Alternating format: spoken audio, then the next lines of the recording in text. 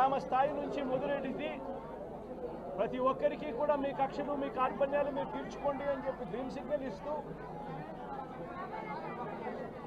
గ్రామ స్థాయి నుంచి ఈ భయానక వాతావరణాన్ని క్రియేట్ చేస్తూ ఉన్నారు. ఆలోచన చేసుకోమని అడుగుతా ఉన్నా, మళ్ళీ చెప్తా ఉన్నా చంద్రబాబు నాయుడు గారికి, మీరు చేస్తూ ఉన్నది తప్పుడు సాంప్రదాయం. ఇది కనుక కొనసాగింది అని అంటే రేపు పొద్దున ఏం జరుగుతుంది అని అంటే, ఈరోజు మీ ప్రభుత్వం ఉంది, చాలా వేగంగా మీ ప్రభుత్వం కూడా తుడిచిపెట్టుకొని పోతుంది. ఆ తర్వాత మళ్ళీ మా ప్రభుత్వం వస్తుంది. ఆ తప్పుడు మా ప్రభుత్వం వచ్చినప్పుడు కార్యకర్తలు నేను వద్దు అని చెప్పినా కూడా వినకుండా ఆ కార్యకర్తలు చంద్రబాబు నాయుడు గారి తెలుగుదేశం పార్టీ వాళ్ళందరికీ కూడా బుద్ధి చెప్పే పరిస్థితి కూడా చంద్రబాబు నాయుడు గారు బీజం వేస్తూ ఉన్నారు ఈరోజు. దయచేసి నేను చంద్రబాబు నాయుడు గారికి చెప్తా ఉన్నా, ఈ తప్పుడు సాంప్రదాయాలను ఇంతటితో ఆపండి. ఈ తప్పుడు సాంప్రదాయాలు పెద్దయ్యాయి, వృక్షాలైనాయి అని అంటే ఆ తర్వాత ఆపడం ఎవరి చేత కాకుండా పోతుంది. ఇప్పటికే లా అండ్ ఆర్డర్ అనేది గాడి తప్పింది. ఇప్పటికే ఏం జరుగుతూ ఉంది అన్నది మీకే తెలియకుండా కూడా జరిగేంత దారుణమైన పరిస్థితిలోకి ఈరోజు లా అండ్ ఆర్డర్ పోతూ ఉంది. ఒక వైఎస్ఆర్సీపీ కార్యకర్తలే కాదు, వైఎస్ఆర్సీపీని అభిమానించే వాళ్ళే కాదు, చివరికి మహిళల మీద కూడా అగత్యాలు పెరిగిపోయినాయి, చిన్నపిల్లల మీద కూడా అగత్యాలు పెరిగిపోయినాయి. ఇష్టం వచ్చినట్టుగా రౌడీజం పెరిగిపోయింది. ఇష్టం వచ్చినట్టుగా ఎవరికి బుద్ధి పుడితే వాళ్ళు చేస్తూ ఉండే కార్యక్రమాలు జరుగుతూ ఉన్నాయి. లా అండ్ ఆర్డర్ పూర్తిగా గాడి తప్పిన పరిస్థితులు కనిపిస్తూ ఉన్నాయి. ఇప్పటికైనా చెప్తా ఉన్నాను, హెచ్చరిస్తూ ఉన్నాం, మరొక్కసారి కూడా చెప్తా ఉన్నాం. శుక్రవారం ఈ మధ్య కాలంలోనే జరిగిన ఇంకొక ఘటనలో ఏకంగా చంపేసిన ఘటన చూసాం నంద్యాలలో. శుక్రవారం నేను అక్కడికి కూడా పోతా ఉన్నాను. ఆ ఘటనను కూడా ఒకసారి రాష్ట్రం దృష్టికి, దేశం దృష్టికి కూడా తీసుకొని పోయే ప్రయత్నంలో భాగంగా అక్కడికి కూడా వెళ్ళి జరిగిన అగాత్యం, జరిగిన అన్యాయం అక్కడ కూడా హైలైట్ చేసే కార్యక్రమం కూడా చేస్తాం. ఖచ్చితంగా హైకోర్టు తలుపులు తడతాం, అవసరమైతే సుప్రీంకోర్టు తలుపులు కూడా తడతాం. ఇప్పటికే ప్రధాన రాజకీయ పక్షాలన్నింటికీ కూడా రాష్ట్రంలో జరుగుతూ ఉన్న అన్యాయాల గురించి వివరించడం జరిగింది. ఇక హైకోర్టు, సుప్రీంకోర్టు గడపలు కూడా గట్టిగా వాళ్ళ తలుపులు కూడా కొట్టే కార్యక్రమాలు గట్టిగా చేస్తాం. రాష్ట్రంలో జరుగుతూ ఉన్న ఈ అన్యాయాలు, ఈ ఆక్రందనల మీద ఎందుకు ప్రెసిడెంట్ రూల్ విధించకూడదు అని చెప్పి కూడా గట్టిగా వాళ్ళని అడిగే కార్యక్రమం కూడా చేస్తాం. గవర్నర్ గారిని కూడా ఈ విషయంలో కలగజేసుకోవాల్సిన అవసరం ఉంది అని చెప్పి కూడా గవర్నర్ గారిని కూడా ఈ సందర్భంగా విన్నపిస్తూ ఉన్నాం. ఇవన్నీ కనీసం మీరన్నా సుప్రీంకోర్టు జడ్జిగా పనిచేశారు, కనీసం మీ సమక్షంలో మీరు ఉండగానే ఇవన్నీ ఈ రాష్ట్రంలో జరుగుతూ ఉన్నాయి. దయచేసి మీరు కూడా కాస్తో కూస్తో చూసేసి ఉన్నట్టుగా పోకుండా మీరు గట్టిగా ఇన్వాల్వ్ కమ్మని చెప్పి గవర్నర్ గారిని కూడా ఈ సందర్భంగా విజ్ఞప్తి చేస్తూ ఉన్నారు. ఈ శవ రాజకీయాలన్నవి స్టార్ట్ చేసిన పరిస్థితి చూస్తూ ఉంటే జగన్మోహన్ రెడ్డి, పులివెందుల ఎమ్మెల్యే జగన్మోహన్ రెడ్డి నీకు సిగ్గనిపించట్లేదేమో కానీ ప్రజలందరూ కూడా చూసి సిగ్గుపడుతున్నారు. ఎందుకంటే అసలు ఎందుకు ఓడిపోయాము అన్న దాని గురించి వాళ్ళు చర్చించుకోవడం పక్కన పెట్టండి, ఎందుకు ఓడిపోయారన్న సంగతి వాళ్ళందరికీ కూడా తెలుసు. కానీ ఈరోజు ఎక్కడో ఒక మాచర్లలోని వర్గ విభేదాల వల్ల జరిగిన ఒక హత్యను తీసుకొచ్చి దాన్ని వేదికగా మార్చుకొని ఏదో రకంగా తిరిగి తీసుకొచ్చి నంగనాచి కబుర్లు మాట్లాడాలి, ప్రజల్లోని మళ్ళీ ఒక భయాన్ని క్రియేట్ చేయాలి అని చెప్పి బురద జల్లే కార్యక్రమానికి శ్రీకారం చుట్టడానికి అని చెప్పి ఒక డైవర్షన్ పాలిటిక్స్ చేయడానికి ఈరోజు మళ్ళీ జగన్మోహన్ రెడ్డి ముందుకొచ్చి మొన్న ప్రెస్ మీట్లో మాట్లాడాడు.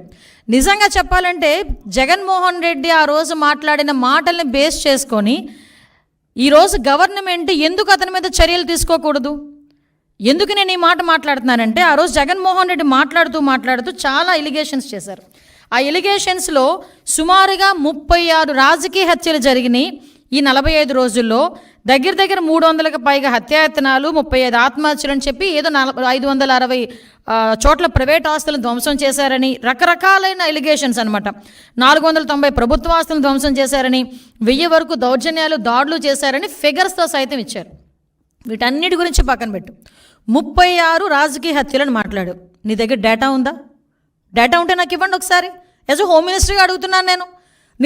నీ దగ్గర నిజంగానే 36 రాజకీయ హత్యలు జరిగినాయి అని చెప్పి నీ దగ్గర కనుక డేటా ఉంటే ఇవ్వు. డేటా లేకపోతే ఎందుకు అలా చేసావు? నీ మీద ఎందుకు చర్య తీసుకోకూడదు పులివెందుల ఎమ్మెల్యే జగన్మోహన్ రెడ్డి నీ మీద? ఎస్, ఒకసారి చెప్పాలి. 36 రాజకీయ హత్యలు కాదు, అసలు యాక్చువల్గా రాజకీయ హత్యలు అని చెప్పి ఏదైనా మాట్లాడుతుంటే రాజకీయ హత్యలు జరిగినవి 4. మీకు ఇంకో విషయం చెప్పనా, నేను ఇది ప్రజలకు చెప్తున్నా, జగన్మోహన్ రెడ్డికి చెప్పాల్సిన అవసరం లేదు, ఎందుకంటే జగన్మోహన్ రెడ్డికి విషయం తెలుసు. కానీ ఏదో రకంగా గవర్నమెంట్ మీద బురద జల్లాలి కాబట్టి, చంద్రబాబు నాయుడు గారి మీద బురద జల్లాలి కాబట్టి ఏదో రకంగా అడ్డదారి తొక్కైనా మళ్ళీ ఏదో రకంగా సీఎం కుర్చీలో కూర్చుని పోవాలని కలలకు అంటున్నాడు కాబట్టి ఈరోజు మా మీద బురద చల్లడానికి 36 రాజకీయ హత్యలు, 300 మంది దాడులు, అవి ఇవని చెప్పి ఫిగర్స్ సైతం చెప్తున్నాడు. ఈరోజు 45 రోజుల్లోనే ఇవి నువ్వు చెప్పినవన్నీ ఏమీ జరగలేదు, నువ్వు చెప్పినవి జరగలేదు అని చెప్పి నేను చెప్తా. జరిగినవి ప్రూవ్ ఏమైనా ఉందా? యాజ్ ఎ హోమ్ మినిస్టర్ నేను మాట్లాడుతున్నా. నువ్వు చెప్పినవన్నీ కూడా అబద్ధపు లెక్కలు. దీని మీద నువ్వు ఎక్స్ప్లెనేషన్ ఇవ్వాలి. దీని మీద నేను కేసు పెట్టాలనుకుంటున్నాను. ఎందుకు కేసు పెట్టకూడదు, ఎందుకు చర్యలు తీసుకోకూడదు జగన్మోహన్ రెడ్డి మీద ఈరోజు ప్రభుత్వం మీద? అప్పుడు నిజంగా జరిగిన ఇన్సిడెంట్లే, రంగనాయకమ్మ గారు జరిగిన ఇన్సిడెంట్ అమరావతి గురించి ఒక చిన్న పోస్ట్ పెట్టారని సిఐడి వాళ్ళని పంపించి ఆవిడ వయసును కూడా పక్కన పెట్టి వాళ్ళ చేత విచారణ జరిపించి సిఐడి ఆఫీసులో కూర్చోబెట్టి విచారణ చేపట్టావు. ఇలాంటి సంఘటనలు గౌతు శిరీష గారు ఒక చిన్న పోస్ట్ గవర్నమెంట్కి వ్యతిరేకంగా పెట్టారని సిఐడి నోటీస్ ఇచ్చి ఆవిడని సిఐడి ఆఫీసులో కూర్చోబెట్టావు. చింతకాయల విజయ్ గారిని, ఇలా చాలామంది మా టీడీపీ లీడర్లని కాకుండా జనసేన లీడర్లని కూడా గవర్నమెంట్ మీద యాడ్వర్స్గా తప్పుగా ఒక పోస్ట్ పెడితేనే, నిజం అయినప్పటికీ కూడా తప్పుగా మీకు వ్యతిరేకంగా ఒక పోస్ట్ పెడితేనే సిఐడి ఆఫీసులను తీసుకొచ్చి నువ్వు కూర్చోబెట్టి చర్యలు తీసుకొని మా మీద ఎంక్వైరీలు వేసావు. ఈ రోజుకి కేసులు నడుస్తున్నాయి, ఈ రోజుకి కేసులు సంబంధించి కోర్టుల చుట్టూ తిరుగుతున్నారు. మరి ఇంత డెలిబరేట్గా ఒక శవాన్ని అంటే పలకరించడానికి వెళ్ళి అక్కడ ఏదో హత్య జరిగింది, ఆ కుటుంబాన్ని పరామర్శించడానికి వెళ్ళి పరామర్శించడం మానేసి బయటకు వచ్చి నువ్వు గవర్నమెంట్ మీద ఎలిగేట్ చేసావు. ఎలిగేట్ చేసేటప్పుడు ఎన్ని హత్యలు జరిగినాయి అని ఇలాగని చెప్పి తప్పుడు లెక్కలు నువ్వు ఎందుకు ఆధారాలు చూపించాలి? ఈరోజు నేను చెప్తున్నా, ఒక హోమ్ మినిస్టర్గా ఇక్కడ పొలిటికల్ మర్డర్స్ అనేవి 4 జరిగినాయి. మీకు ఇంకో విషయం చెప్పనండి, ఆ 4 కూడా 3 టీడీపీ వాళ్ళే చచ్చిపోయారు. తెలుసా మీకు? అందులో ఒకడే వైసీపీ వాడు చనిపోయింది. నేను క్రైమ్ నెంబర్తో సైతం ఇస్తా. క్రైమ్ నెంబర్ 137/24, అది దుగ్గిరాల పిఎస్లో 4/6 జూన్ 4వ తారీఖున జరిగింది. చనిపోయింది కాసిం, చంపింది కమల్, వైసీపీ అతను. కావలస్తే మీరు political rivalry, accused belong to YCP and deceased to TDP. Due to political rivalry he was killed. The deceased was wearing TDP scarf and moving around which led of alteration. What అలాంటిది ఇంకొకటి క్రైమ్ నెంబర్ 92/24 వెల్దుర్తి 9వ తారీఖున జరిగింది. Deceased TDP M Girinath Chowdary, TDP అతను చనిపోయాడు. సూదేపల్లి రమేష్ ఇతరులు YCP వాళ్ళు accused, అది కూడా political rivalry. Crime number 92/24 Puttur, అక్కడ మాత్రమే ఎరకయ్య అని ఒక వైసీపీ అతను చనిపోయాడు. అక్కడ నరసింహస్వామి అండ్ అదర్స్ టీడీపీ వాళ్ళు ఉన్నారు. Next 4th one 148/24 Rayadurgam PS 9th జరిగింది. ఇది గొల్ల ఆదికేశవులు టీడీపీ ఆయన్ని చంపేశారు. ఎవరు? వైసీపీ వాళ్ళు, కేశవరెడ్డి అండ్ అదర్స్. ఇవన్నీ కూడా పొలిటికల్ మర్డర్స్ జరిగినవి 4. ఆ 4లో 3 చనిపోయింది టీడీపీ వాళ్ళు. ఈరోజు నువ్వు ఏ మొహం పెట్టుకుని 36 హత్యలు, పొలిటికల్ హత్యలు జరిగినాయని చెప్పి ప్రజలను భయభ్రాంతులు చేయడానికి సిద్ధపడుతున్నావు? ఇంకా నీ మాటలు నమ్మేస్తారని అనుకుంటున్నావా జగన్మోహన్ రెడ్డి, పులివెందుల ఎమ్మెల్యే? ఇంకా నీ మాటలు నమ్మేస్తారని జనాలు అనుకుంటున్నావా? దీనికి ఒక ప్రైమ్ మినిస్టర్కి నువ్వు లెటర్ రాసి రాష్ట్రపతి దగ్గరికి వెళ్ళి రాష్ట్రపతి పాలన విధించాలి, ఇక్కడ రాజ్యాంగం అన్నది భ్రష్టుపట్టిపోయిందని నువ్వు మాట్లాడుతున్నావు కదా. అసలు విషయం చెప్పను ఒకసారి. ఆంధ్రప్రదేశ్ హైకోర్టు తమరు 2019లో పీఠం ఎక్కిన తర్వాత 2020లోనే ఇక్కడ కాన్స్టిట్యూషనల్ బ్రేక్ డౌన్ జరుగుతుందని డైరెక్ట్గా హైకోర్టు ఆ రోజు మాట్లాడింది. దీనికేం సమాధానం చెప్తావు? ఆ రోజు 14 సంవత్సరాల సీఎం తర్వాత ఇప్పుడు మళ్ళీ సీఎంగా ఉన్నారు చంద్రబాబు నాయుడు గారు. ఏ రోజైనా అతని హయాంలో, అతని అడ్మినిస్ట్రేషన్లో ఇలాంటి కామెంట్ ఏ కోర్టు అయినా ఎవరైనా చేయగలిగారా? ఒకసారి చెప్పండి. నువ్వు పీఠం ఎక్కిన ఒక సంవత్సరంలోనే, సీఎం అయిన సంవత్సరంలోనే ఆంధ్రప్రదేశ్ హైకోర్టు ఇలా మాట్లాడింది నీ మీద. ఇది అథెంటికేషన్.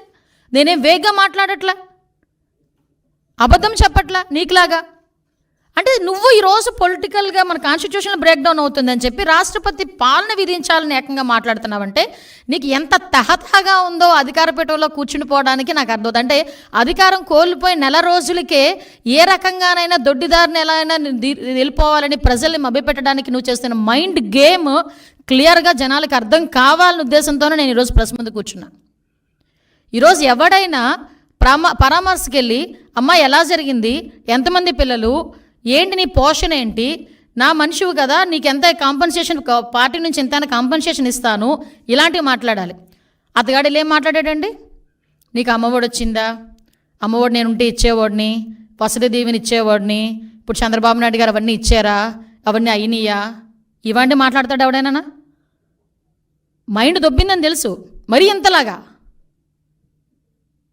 జగన్మోహన్ రెడ్డికి పరామర్శ. అంటే నేను ఎందుకు క్లియర్గా ఎక్స్ప్లెయిన్ చేస్తున్నానంటే అతను పొలిటికల్గా ఒక ప్లాట్ఫామ్ గురించి ఎత్తుక్కుంటున్నాడు.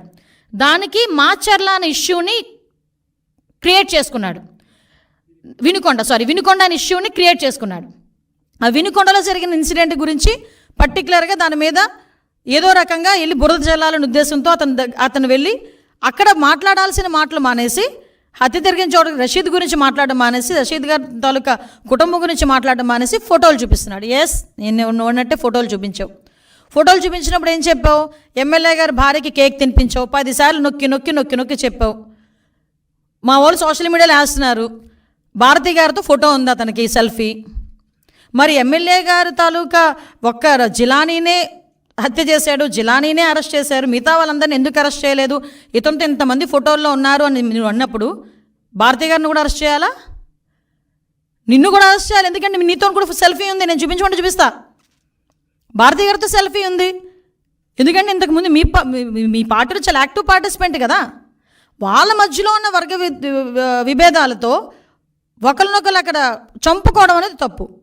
నేను దానికి ఏకీభవించట. చంపుకోవడం అనేది ఎట్టి పరిస్థితుల్లో అంత బ్రూటల్గా చంపడం అనేది తప్పు. ఇమ్మీడియట్గా అరెస్ట్ జరిగింది, రిమాండ్కి పంపించాం. ఎక్కడ కూడా ఎటువంటి ఇబ్బంది కలగకుండా చూసుకున్నాం.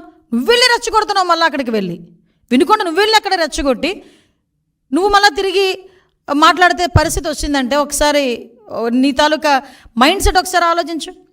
నువ్వు మళ్ళీ ఈరోజు ఎంత దారుణం అంటే గవర్నర్ గారి దగ్గరికి వెళ్తావట. ఓ పని చేయండి, గవర్నర్ గారి దగ్గరికి వెళ్ళేటప్పుడు మీరు కూల్చేసిన భవనాలు, అదేవిధంగా ఇక్కడ డీజీపీ ఆఫీస్ పక్కన, ఎందుకు ఈ ఎగ్జాంపుల్ చెప్తున్నానంటే డీజీపీ ఆఫీస్కి కరెక్ట్గా 1 కిలోమీటర్ దూరంలో ఉన్న పార్టీ ఆఫీస్ మీద నువ్వు దాడి చేసావు. ఈరోజు చంద్రబాబు నాయుడు గారు చలో ఆత్మకూరు పెడితే అక్కడికి వెళ్ళి చంద్రబాబు నాయుడు గారి ఇంటి గేట్లకి వెళ్ళి పెద్ద పెద్ద రాడ్లు తాడులు కట్టి బంధించావు. చంద్రబాబు నాయుడు గారి ఇంటి మీదకి నీ తాలూకా ఎమ్మెల్యే ప్రమోషన్ గురించి చంద్రబాబు నాయుడు గారి ఇంటి మీద జోగి రమేష్ వెళ్ళి దాడి చేశాడు. ఇలాంటి సంఘటనలు మా తోట చంద్రయ్య అనే బీసీ వ్యక్తిని జై జగన్ అన్నందుకు పీక కోసి చంపేశావు. మరి వీటన్నిటి మీద మేము ఎవరి దగ్గరికి వెళ్ళాలి? ఆ రోజు మేము వెళ్ళి ఉండాలి. ఆ రోజు ఇవన్నీ మేము ఆ రోజు ఇలాంటి సంఘటనలు మేము కూడా ఒక బుక్ వేసాం. ఆ రోజు జరిగిన సంఘటనలన్నీ నేను అథెంటికేషన్గా ఉమెన్ ప్రెసిడెంట్గా ఉండేటప్పుడు మహిళా కమిషన్ చైర్పర్సన్ దగ్గరికి వెళ్ళి అమ్మ ఇంతమంది మీద అఘాయిత్యాలు జరిగినాయి, ఇంతమంది మీద హత్యలు జరిగినాయి, విత్ క్రైమ్ నెంబర్స్ నేను తీసుకెళ్ళి ఇచ్చాను. నీ దగ్గర అలాంటి అథెంటికేషన్ ఏదైనా ఉందా? నీ దగ్గర అలాంటి ప్రూవ్ ఏమైనా ఉందా? తీసుకొచ్చి చూపించు. నేను ఈరోజు హోమ్ మినిస్టర్ హోదాలో అడుగుతున్నాను. నేను మానేసి వేగ్గా మైక్ ఉంది కదా, నాకు ఒక ఛానల్ ఉంది కదా, నోటుకు వచ్చినట్టు మాట్లాడతాను, ప్రిపేర్ అయ్యి వచ్చాను, ఎవడు మధ్యలో అడ్డగించొద్దు, ఎవడు మధ్యలో ఆపొద్దు అని చెప్పి నోటుకు వచ్చినట్టు మాట్లాడేస్తానంటే ఎందుకు చట్టం ఊరుకోవాలి అని అడుగుతున్నా. ఆ రోజు నువ్వు ఎవరినైతే ఉపయోగించుకొని, పోలీసులను ఉపయోగించుకొని ఎంతమంది మీద ఇబ్బంది పెట్టావు. ఈరోజు పోలీసులకి సంబంధించి నేను చూస్తూ ఉంటే నిజంగా చాలా బాధ అనిపిస్తూ ఉంది నాకు. వాళ్ళ పరిస్థితి ఏంటా అంటే ఈరోజు కనీసం పోలీసు వ్యవస్థ ఒక ఇన్వెస్టిగేషన్కో, మీకు విషయం చెప్పాలండి, ఇక్కడ ఫోరెన్సిక్ ల్యాబ్ కేవలం అమరావతిలో ఉన్న పాపానికి దానికి సంబంధించి డబ్బులు కూడా ఇవ్వలే తెలుసా మీకు. మళ్ళీ ఈరోజు మేము 9 కోట్ల సెంట్రల్ గవర్నమెంట్ నుంచి తెచ్చుకున్నాం. దానికి ఒక అమరావతిలో ఉన్నది అన్న ఒకే ఒక పాపానికి అమరావతిని కిల్ చేయాలి కాబట్టి అక్కడ జరిగే ఫోరెన్సిక్ ల్యాబ్ను కూడా మీరు కిల్ చేసేసావు. ఒక వెహికల్స్ లేవు, సీసీ కెమెరాస్ లేవు, మెయింటెనెన్స్ లేదు, ఈవెన్ ఫింగర్ అథెంటికేషన్ అది లేదు. వాటన్నిటికీ కూడా ఈరోజు అంటే అన్నీ కూడా నిర్వీర్యం చేసి కేవలం నీ దగ్గర నీ కాపలాకి 1000 మంది పోలీసులు ఇంటి దగ్గర పెట్టుకొని నువ్వు రోడ్డు మీద వెళ్తే పరదాలు కట్టడానికి, నువ్వు రోడ్డు మీద వెళ్తే చెట్లు నరగడానికి, నువ్వు రోడ్డు మీదకి వెళ్తే బారికేడ్ చేయడానికి, నీకు కాపలా చేయడానికి మాత్రమే 5 సంవత్సరాలు పోలీసులను ఉపయోగించుకున్నావు. దాంతోపాటు టీడీపీ లీడర్స్ దగ్గర ఎవరు ఇంట్లోంచి బయటకు రాకుండా ఉండడానికి. ఈ నెల రోజుల్లో చంద్రబాబు నాయుడు గారు అవుట్డోర్ ప్రోగ్రామ్స్ ఎన్ని చేశారండి? ఎక్కడైనా పరదాలు కట్టారా? ఎక్కడైనా బ్యారికేడ్ వేసారా? ఏ వైఎస్ఆర్సీపీ లీడర్నైనా ఇంట్లో పెట్టి బంధించామా? ఎక్కడైనా ఎవరినైనా హౌస్ అరెస్ట్ చేసావా? మరి ఎందుకు నువ్వు ఆ రోజు అలా చేయలేకపోయావు? ఈరోజు చంద్రబాబు నాయుడు గారు డెలిబరేట్గా యాజ్ పర్ ప్రజాస్వామ్యం ప్రకారం అతను ఎక్కడికైనా వెళ్తున్నప్పుడు కూడా ఎక్కడ కూడా ప్రజలకు ఇబ్బంది లేకుండా చేసుకునే పరిస్థితి చేసుకుంటున్నారు. ఇందులో నువ్వు రాష్ట్రపతి పాలన ఎక్కడ అడుగుతావు? నువ్వు చైల్డ్ అబ్యూజింగ్స్ మాట్లాడుతున్నావు. నీ హయాంలో గురించి చూడ క్రిమినల్స్ ఏదైతే మహిళల మీద దాడులు, మహిళల మిస్సింగ్లు చూసుకుంటే క్రైమ్ రిపోర్ట్ ప్రకారం కూడా, నేషనల్ క్రైమ్ రిపోర్ట్ ప్రకారం కూడా చూసుకుంటే తమరి హయాంలో డబుల్ అయినాయి. చాలామందిని ఈ రోజుకి కూడా పట్టుకోలే. ఎగ్జాంపుల్ చెప్పమంటావా? రాజమండ్రి దగ్గర తమరందరూ కలిపి వెళ్ళి దిశ పోలీస్ స్టేషన్ ఓపెన్ చేసి ఆడవాళ్ళందరితో పాటు నువ్వు కూడా వెళ్ళి ఒక రిబ్బన్ కట్ చేసి వచ్చావు. ఆ రోజు సాయంత్రానికి గ్యాంగ్ రేప్ అయిన ఒక అమ్మాయిని ఆటోలో వదిలేస్తే ఈ రోజు వరకు ఆ నిందితులను పట్టుకోలేదు. అంతవరకు ఎందుకయ్యా? తాడేపల్లి నీ ఇంటి దగ్గర ఒక గ్యాంగ్ రేప్ జరిగితే కాబోయే భర్త ముందు భార్యని అత్యాచారం చేస్తే వెంకటరెడ్డి అన్నవాడిని ఈ రోజుకి కూడా పట్టుకోలేకపోయావు. ఆ రోజు 5 సంవత్సరాలకి సరిపోలేదు. ఈరోజు ఎక్కడైనా జరిగిన ఏ ఇన్సిడెంట్లోనైనా చైల్డ్ అబ్యూజింగ్స్లో ఇమ్మీడియట్గా మేము అరెస్ట్ చేసి పోక్సో యాక్ట్ కింద వాళ్ళని లోపల పెట్టి రిమాండ్కి పంపించి ఇమ్మీడియట్గా స్పెషల్ కోర్టులు కూడా ఏర్పాటు చేసి వాళ్ళకి అతి తొందరగా శిక్ష పడేటట్టు కూడా చంద్రబాబు నాయుడు గారు ఆదేశాలు జారీ చేశారు. జగన్మోహన్ రెడ్డి నిన్ను ఒకటి అడుగుతున్నా, లాస్ట్ 5 సంవత్సరాలు సీఎంగా ఉన్నావు కదా, రమ్య హత్య కేసు గురించి నువ్వు మాట్లాడలే, స్నేహలత హత్య కేసు గురించి మాట్లాడలే, ఆఖరికి అనూష హత్య కేసు గురించి నువ్వు మాట్లాడలే, నీ నియోజకవర్గంలో జరిగిన నాగమ్మ హత్య కేసు గురించి కూడా నువ్వు ఏ రోజైనా మాట్లాడేవా నోరిప్పి? బట్ మా సీఎం గారు మొన్న రీసెంట్గా చీరాల్లో ఒక హత్య జరిగితే ఇమీడియట్గా నన్ను అక్కడికి పంపించి 36 గంటల్లో నిందితులను పట్టుకుని అమ్మాయికి ఎక్స్గ్రేషియా కూడా ఇచ్చొచ్చాం.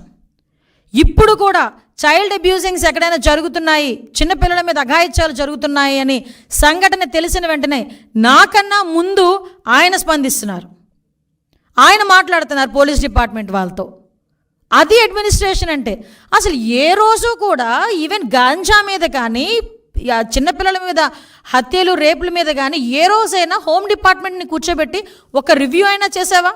నువ్వు ఈరోజు లా అండ్ ఆర్డర్ గురించి మాట్లాడుతూ ఉంటే, నీతులు చెప్తా ఉంటే సిగ్గు అనిపించట్లేదా? మేము సిగ్గుపడాలా ఈరోజు?